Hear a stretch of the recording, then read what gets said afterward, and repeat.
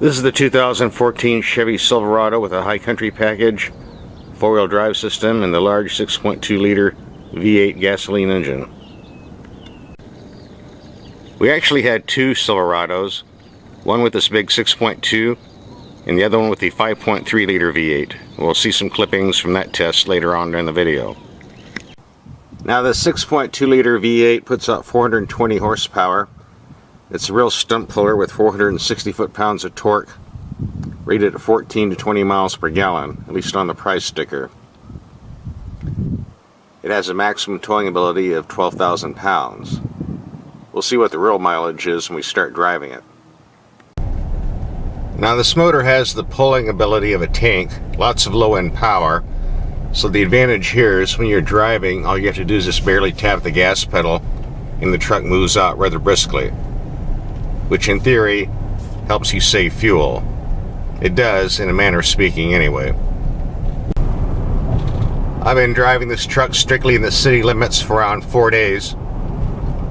On real short trips with a cold engine, I'm getting around 13 miles per gallon. I'm taking lots of long trips with a warm engine, around 14.5 miles per gallon, which isn't too bad considering the power of the engine and the weight of the vehicle. This is what happens when you're driving 75 in a 35 zone and had a few beers to boot.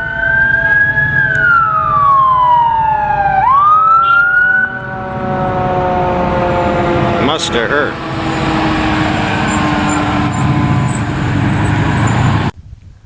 Now this is a four-wheel drive truck, so we're going to take it out in the desert for a little while. Then we'll take a long freeway trip back to see what the maximum gas mileage is on the freeway. Here's one of my pet peeves, by the way, running boards on a 4x4 truck. Two-wheel drive, it's going to be driven in the city, yeah. But out here where there's rocks and things to bang on this looks kind of silly. I just don't get it. There are better alternatives to step up in a truck than this. Now the running boards can be taken off, but the warning buzzer in this truck cannot be taken off, and I found the tone to be way too loud. It actually rattled my eardrums.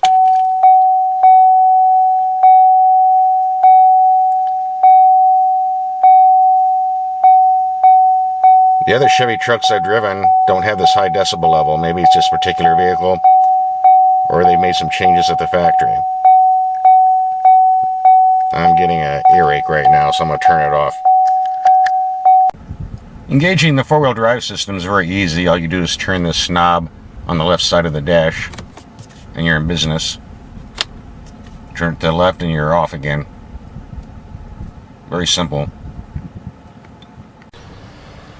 On the double cab, I like the folding seat option. 1 minute you have seats,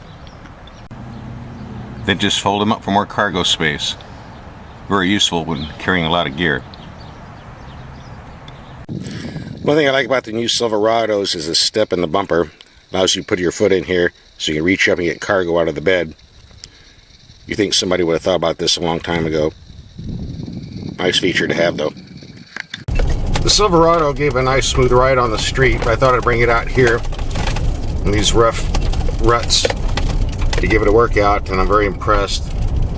It's very comfortable, very smooth.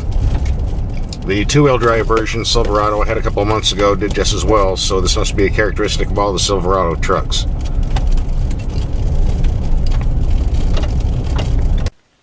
Now to get maximum fuel economy, you want to eliminate wind flow under the vehicle, so the front end of the Silverado under the bumper rides rather low and hangs out a bit. Good for the street, but when entering dips off-road, you can see how the front end is almost touching the ground here.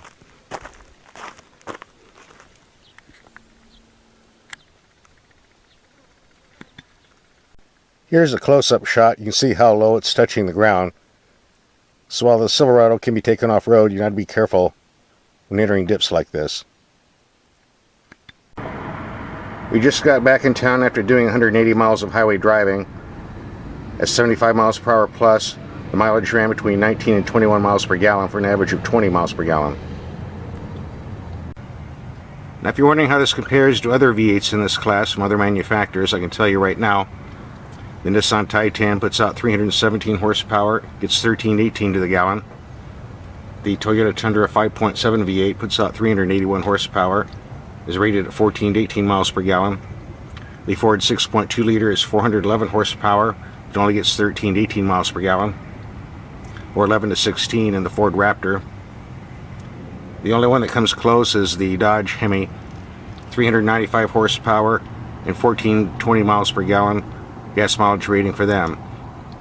In the end, this engine still outclasses the other four.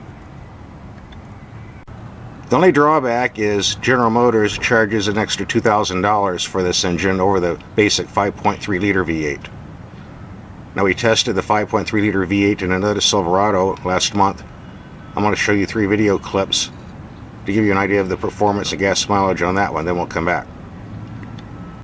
The base V6 engine now has 285 horsepower, a big jump from last year, 305 foot-pounds of torque, hooked to a 6-speed automatic transmission, and rated at 18 to 24 miles per gallon.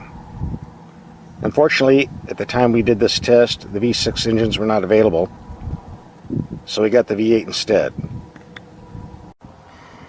The 5.3 liter V8 has been bumped up from 315 to 355 horsepower. Torque now is rated at 383. Gas mileage is 16 to 23 miles per gallon according to the EPA sticker. I've been driving this all week, and the real gas mileage is 16 in the city, 17.5 in mixed city highway driving, and on the high-speed freeways I'm getting about 21 miles per gallon. Of course, if you want to drive around 55 or 60 on the back roads, you might reach the 23 to 24 mile per gallon mark, but we're just not doing that today.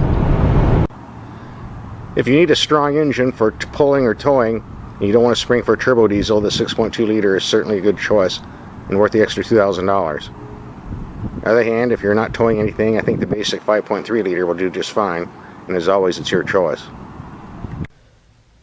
If you're wondering how much this truck cost, I'll show you the window sticker. It's loaded up with all the bells and whistles, so the $53,470 price tag didn't really shock me. But this is one case where you're getting what you're paying for. This is a very nice truck.